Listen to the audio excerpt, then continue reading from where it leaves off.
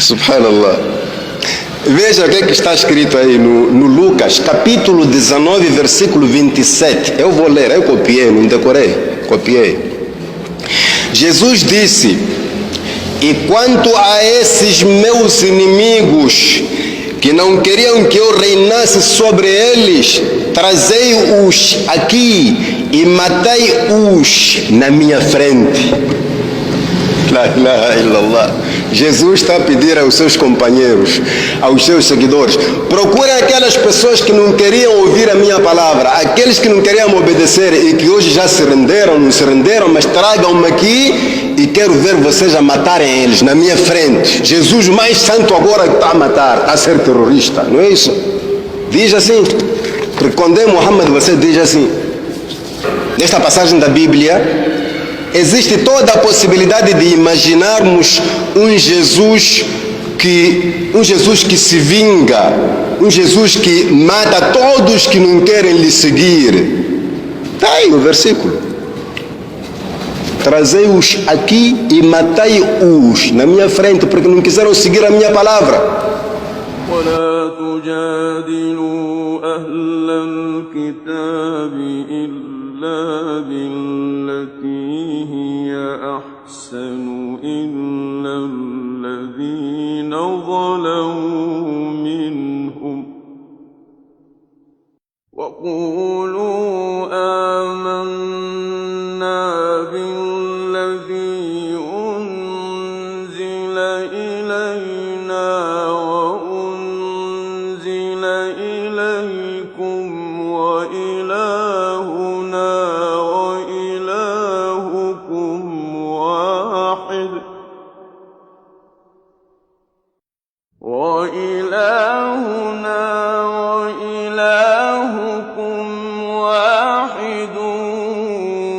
ونحن له مسلمون.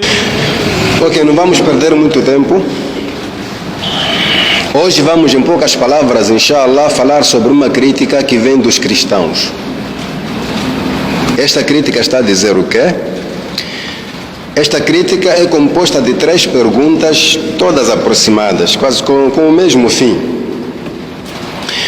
A pessoa diz: por que o Islã, sendo uma religião de paz, por que o Islã, sendo uma religião de paz, o Corão, que é o livro do Islã, fala muito da guerra? Uma pergunta com muita lógica. Por que o Islã, sendo uma religião de paz, o seu livro fala muito de guerra? Esta pergunta vem ser mais esclarecida com a outra linha da mesma pergunta. Quer dizer, ele quis dizer assim: sendo livro de paz, por que o Alcorão manda as pessoas a lutarem? Nós sabemos que paz é o contrário de luta. É mais ou menos isso, pelo menos em termos linguísticos. Então, ele está a querer saber por que o Islã, sendo uma religião de paz, o Alcorão fala muito da guerra. Em outras palavras, ele foi dizer outra coisa. Disse: sendo livro de misericórdia. Portanto, o Alcorão, sendo livro de misericórdia, por que esse Alcorão mesmo ordena os seus seguidores a matarem pessoas que não aceitam seguir os seus ensinamentos? É mais ou menos isso que a crítica traz. Eu chamo crítica porque muitas vezes esse tipo de perguntas não tem sido para aprender, mas tem sido para complicar, para, portanto, encurralar a nós muçulmanos para ficarmos perplexos e não saber o que dizer. Mas seja como for, a primeira questão eu vou responder, aliás, toda crítica vou responder de acordo com a pergunta. E em primeiro lugar, peço a Allah subhanahu wa ta'ala que me ajude a bem esclarecer tudo o que está incluso nesta crítica. Primeiro, o Corão fala muito da guerra porque ser pacífico não significa não se defender com a arma. Ser pacífico não significa não se defender com a arma. Em outras palavras, podemos dizer que um país em paz, quando se diz que vamos falar do nosso caso. Quando se diz que Moçambique está em paz, não quer dizer que o país não tem armas. Isso está claro e deve estar claro. Todos os países em paz têm armas, até porque têm soldados. Você não vai querer dizer que todo país em paz não deve ter arma, nem nada, não. O Alcorão fala muito da guerra, porque, apesar de ser livro de paz, ninguém vai proibir os muçulmanos terem armas, falarem de guerra. Mas isso pode não estar bem claro. A pessoa pode dizer, não, o senhor não está a responder bem. Ok, se formos aprofundar o próprio Corão, se formos a estudar o Alcorão, a partir do seu primeiro dia de revelação, veremos que os muçulmanos foram permitidos pela primeira vez a lutar contra os seus inimigos em defesa e não em provocação, em defesa.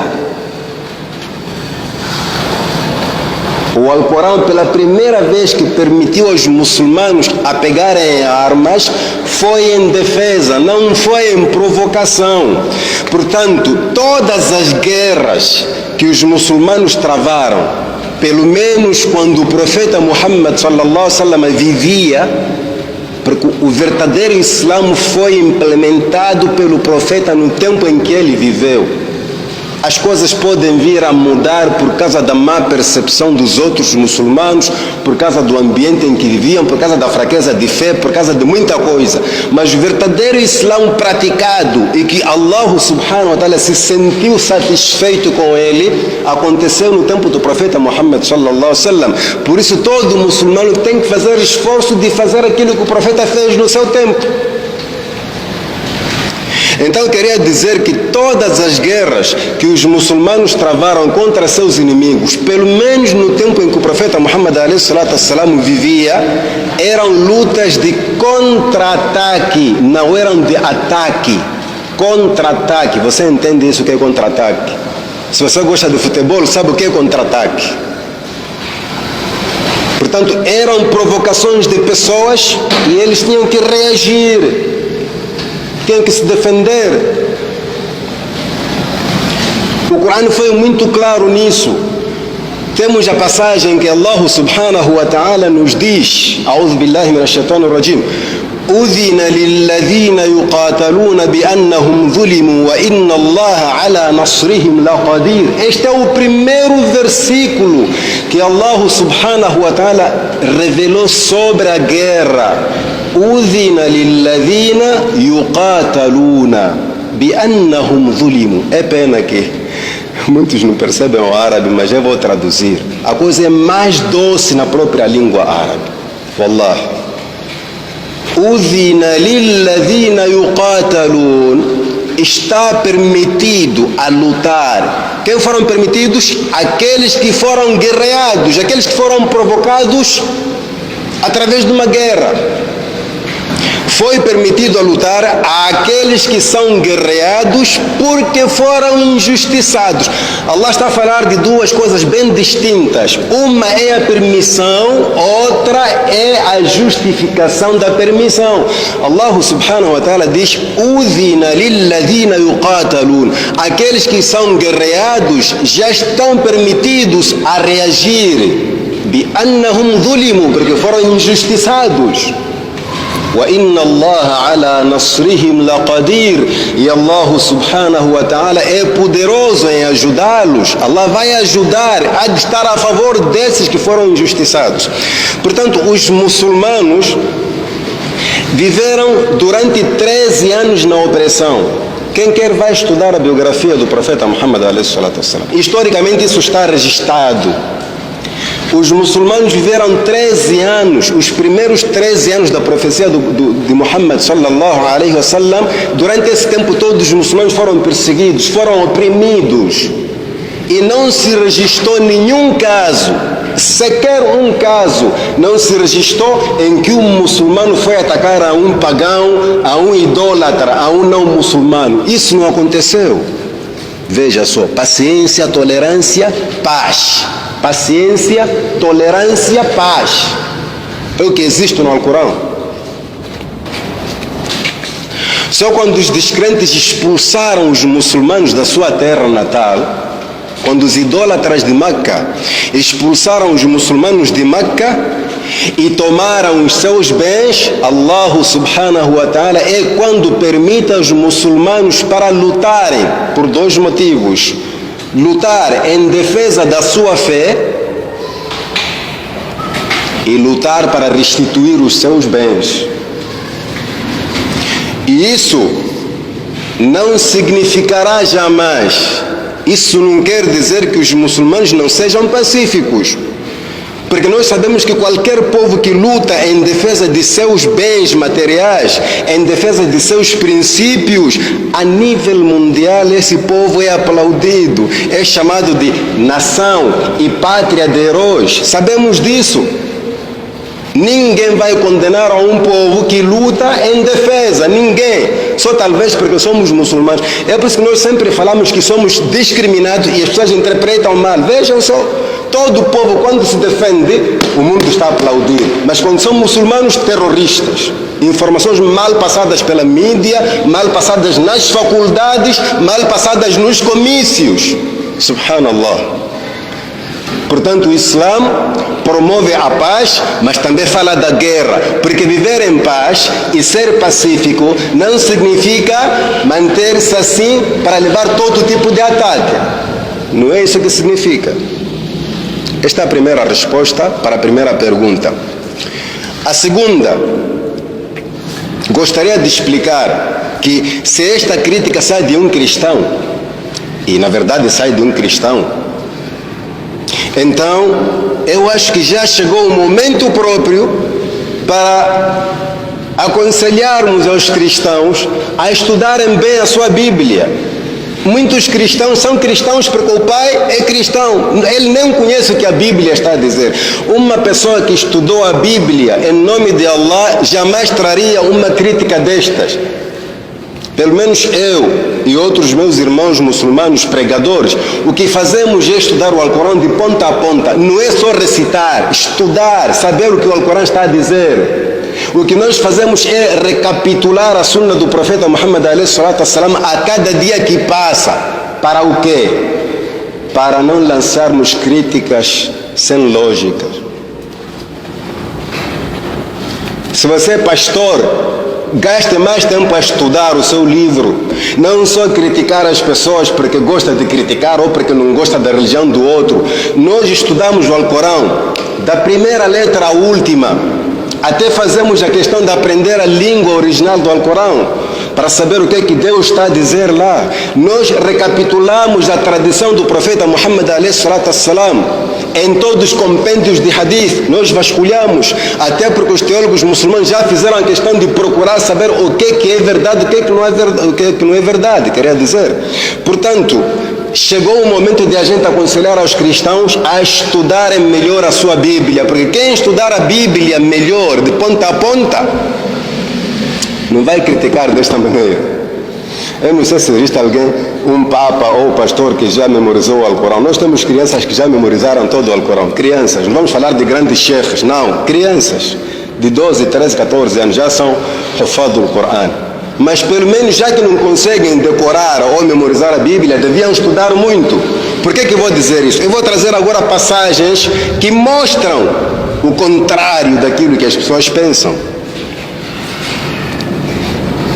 O cristão diz que o Alcorão é um livro de terror, é um livro que ordena as pessoas a lutarem, a se matarem, é um livro horrível. Veja só, está sempre a falar de guerra. Você não sabe, senhor cristão, senhor pastor, você não sabe que o próprio Jesus, que é a pessoa que você julga ser mais santa, o próprio Jesus falou de guerra. O próprio Jesus mandou pessoas trazerem seus inimigos para matar, ela ver. Isso está na Bíblia, não está na minha cabeça, está na Bíblia. Subhanallah. Veja o que está escrito aí no Lucas, capítulo 19, versículo 27. Eu vou ler, eu copiei, não decorei, copiei. Jesus disse: e quanto a esses meus inimigos, que não queriam que eu reinasse sobre eles, trazei-os aqui e matei-os na minha frente. La ilaha illallah. Jesus está a pedir aos seus companheiros, aos seus seguidores: procurem aquelas pessoas que não queriam ouvir a minha palavra, aqueles que não queriam obedecer e que hoje já se renderam, não se renderam, mas tragam-me aqui e quero ver vocês a matarem eles na minha frente. Jesus mais santo agora está a matar, está a ser terrorista, não é isso? Diz assim, porque quando é Muhammad você diz assim. Este versículo do Lucas capítulo 19, versículo 27, nesta passagem da Bíblia, existe toda a possibilidade de imaginarmos um Jesus que se vinga, um Jesus que mata todos que não querem lhe seguir. Está aí no versículo. Trazei-os aqui e matei-os na minha frente, porque não quiseram seguir a minha palavra. Esta passagem também traz outra possibilidade. Nós estamos a imaginar um Jesus terrorista. Terrorista por quê? Porque além de ordenar a matar, ele mesmo quer assistir as pessoas a darem o seu último suspiro. Ele quer ver a pessoa morrer, ter certeza que este já está morto. Terror. Falta de piedade.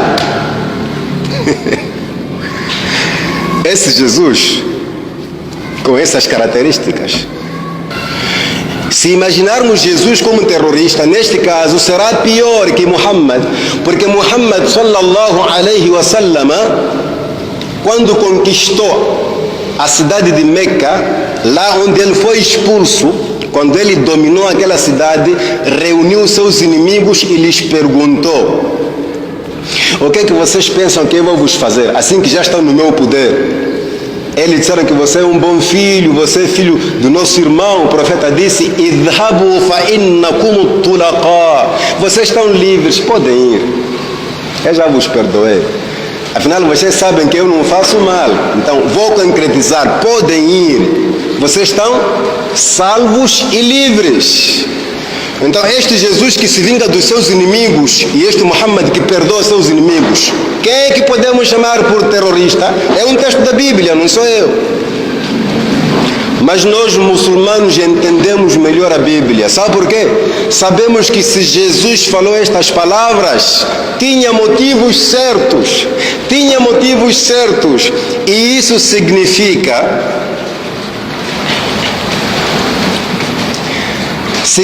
que os melhores promotores da paz também podem falar da guerra.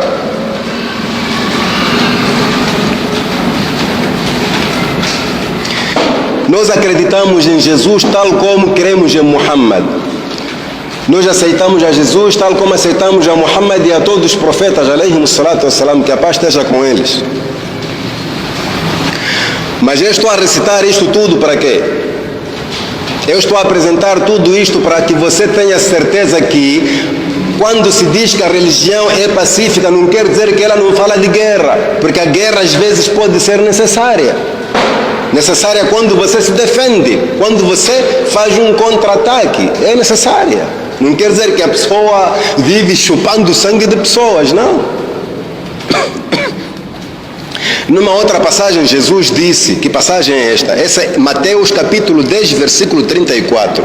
Ali foi Lucas capítulo 19, versículo 27. Temos Mateus capítulo 10, versículo 34. Jesus disse: não penseis que vim trazer paz à terra. Não vim trazer paz, mas sim a espada. A espada é o quê? É guerra. Daí Jesus está a falar de guerra. Você diz: Jesus santinho, não matou ninguém, mas ele está a dizer que trouxe guerra. Então, se você tivesse estudado a Bíblia, você não ia criticar o Alcorão. Ao contrário, ia aplaudir. Por isso eu disse: todo pastor, todo sei lá o que, todo cristão tem que estudar a sua Bíblia. Há de ver que, na verdade, se ele for a buscar a verdade, acaba sendo muçulmano, inshallah. Portanto, estas afirmações de Jesus mostram que mesmo os grandes e bem reconhecidos promotores da paz podem declarar guerras, desde que as guerras sejam e tenham motivos e fundamentos justificados. Então, o Alcorão fala da guerra, apesar de ser um livro de paz, fala da guerra quando é necessário falar da guerra. Esse é o princípio que você não deve esquecer. Vão me desculpar, eu vou dar um pequeno exemplo. Você pensa que toda pessoa que está bem vestida, bem gravatada, não fica nua? Todas as pessoas ficam nuas, só que o que importa é que elas ficam nuas em momentos próprios, por ocasiões próprias, por motivos certos. Toda a gente fica nua. Mas você não vai criticar a ninguém a dizer: ah, se o senhor é civilizado, por que às vezes fica nu? Isso não tem lógica. Quem disse que um civilizado não fica nu? Um civilizado fica nu, mas existe o próprio lugar onde fica nu. Vão me desculpar se as palavras não são próprias, mas é preciso que entendam que o fato de eu estar agora a falar aqui não quer dizer que às vezes não fico calado. Você não vai dizer que aquele senhor fala muito porque eu estou a dar palestra agora. Eu às vezes fico calado durante 3, 4, 5 horas, sozinho. Então o fato de não implica que, como se diz, né? Em seguida,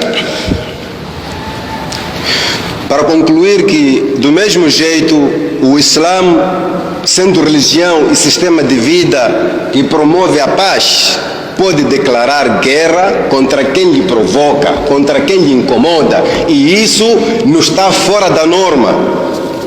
A norma é essa. Não estão aí as Nações Unidas.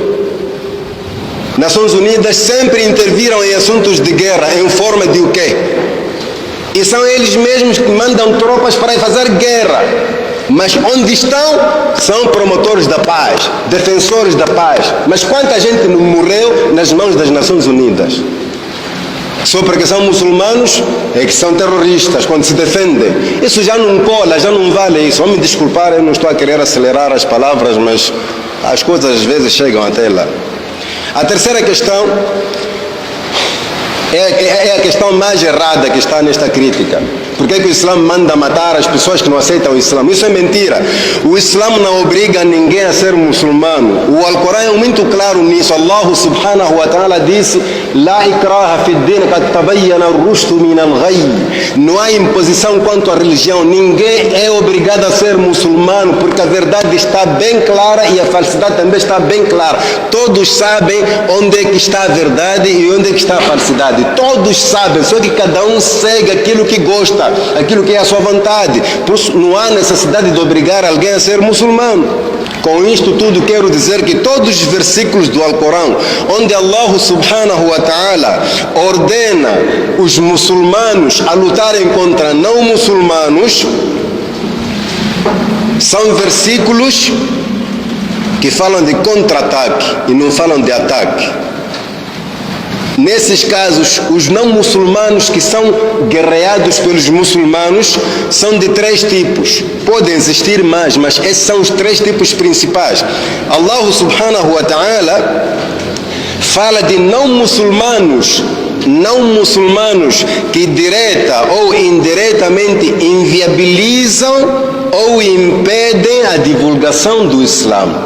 O mundo é unânime de que cada um pode chamar as pessoas para a sua religião. E quando você nos impede de chamar as pessoas para o Islã, você é nosso inimigo. Nós podemos lutar consigo, porque você está a atropelar uma lei universal. Ninguém é proibido de ouvir a palavra de outra religião. Quando eu estou a divulgar o Islã, você vem parar no meio, eu tenho todo o direito de afastar você à força ou por bem, sei lá, mas tenho que afastar a você. Então todo não muçulmano que impede o Islã de ser ouvido por outras pessoas, este é o primeiro inimigo. Segundo, o não muçulmano que provoca ou ofende os princípios islâmicos, e nós sabemos que a nível mundial ninguém deve ofender a religião do outro. E se você ofende o Islã, o muçulmano vai reagir de acordo com o grau da sua fé. E você não vai chamar a ele por terrorista, ou sei lá qual for o nome que for necessário.